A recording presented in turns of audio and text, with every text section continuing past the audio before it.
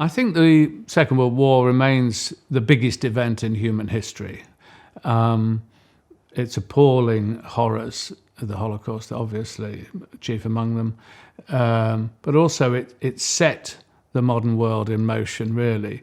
Computers were invented, nuclear technology was invented, the rocket was invented. We live in a world shaped by the Second World War and by the clash of ideologies at that time. And when you combine that with the extraordinary lives that people led during that period, it seems to me it's something we will never run out of interest in, and it's important that we keep looking at it and thinking about it.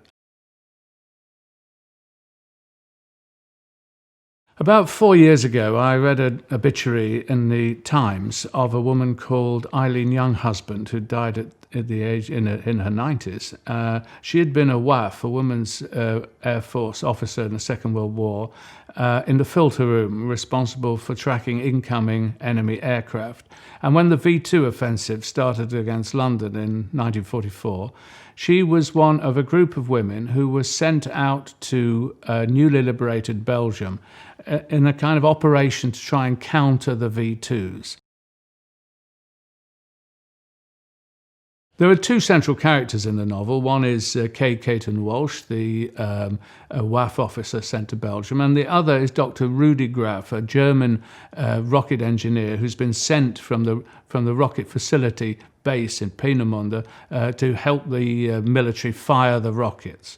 And the character of Graf enabled me to describe how the V2 was developed. Graf was a friend of Wernher von Braun, the designer of the rocket, and the two of them really start in their teenage years. They're obsessed, these two boys, with getting to the stars, and eventually this program, though, is taken over by the German military. So this enabled me to describe von Braun and to describe a kind of pact with the devil, really, that these idealistic young engineers found themselves mass manufacturing a rocket for use against civilians.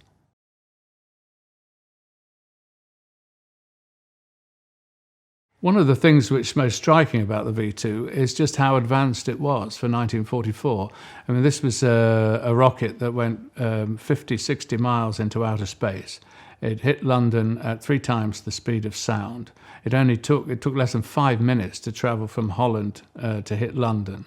This is an amazingly sophisticated piece of technology of a sort that the world had never seen before.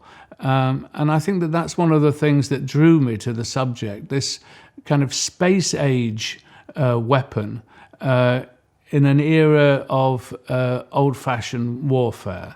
And the world was never quite the same after the V2. I tend to start a novel in January and finish it in June, and so I'd written about a quarter of V2 when the pandemic hit and we were all locked down. And to begin with, I thought, well, that's it. I'm not going to be able to finish the book. I think most people remember that time as something when sleep was very odd and disturbed. One had a lot of dreams. It wasn't easy to concentrate, but I think that the peculiar time infected the book in some way, and that it is... I can feel that the book is different as a result of the circumstances in which it had to be written.